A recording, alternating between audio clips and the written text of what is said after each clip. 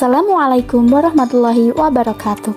Halo guys, perkenalkan nama saya Vita Kusuma Ardiani dari Universitas Negeri Yogyakarta, Program Studi Teknologi Pendidikan Semester 2 Kelas A dengan NIM 21105241009. Di sini saya akan menjelaskan mengenai beberapa tips and tricks pembelajaran blended learning. Seperti yang kita ketahui bersama bahwa di masa pandemi ini semua sekolah harus bisa memberikan pembelajaran yang efektif sehingga para peserta didik masih memperoleh kualitas pembelajaran yang baik meskipun mereka berada di rumah. Nah, sebenarnya metode pembelajaran apa sih yang efektif dan efisien di masa pandemi COVID-19 ini? Yaps, benar sekali, pembelajaran blended learning.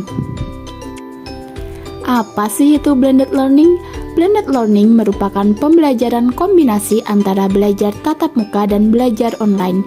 Sederhananya, metode pembelajaran ini menggabungkan sistem belajar tatap langsung di sekolah dan school from home.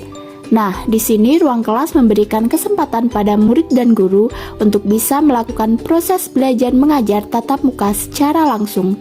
Sedangkan pembelajaran online memberikan kesempatan pada guru untuk memberikan pembelajaran mandiri menggunakan komponen e-learning seperti game, video pembelajaran, dan kuis online.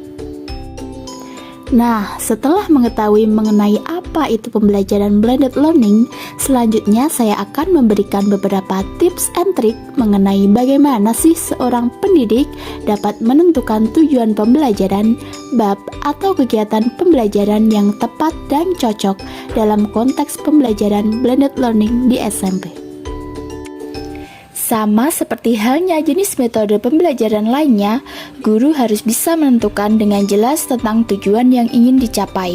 Seperti metode pembelajaran blended learning ini, tujuan yang ingin dicapai harus disesuaikan dengan kegiatan yang hendak dijalankan.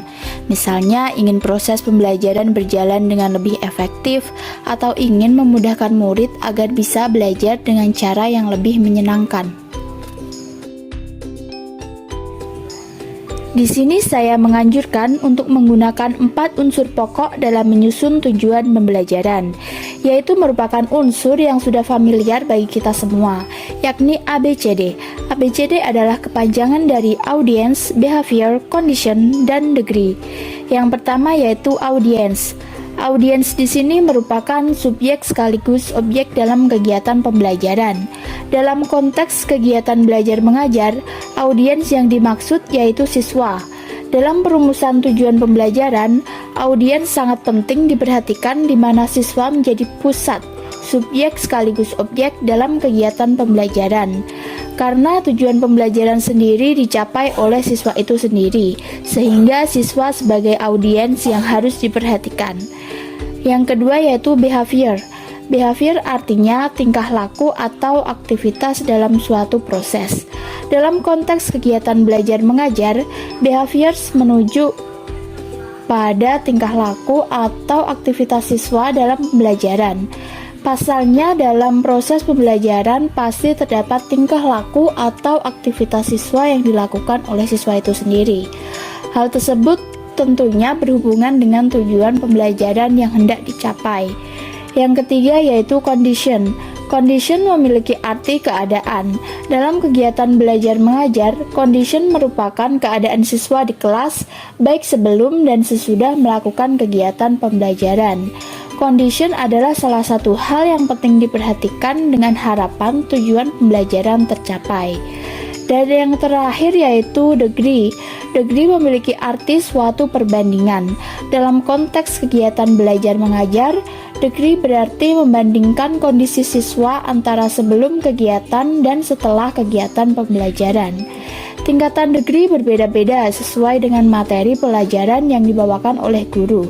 Sejauh mana siswa dapat memahami dan menguasai materi yang disampaikan, wawasan baru yang didapatkan siswa, ataupun perubahan tingkah laku dalam diri siswa itu sendiri.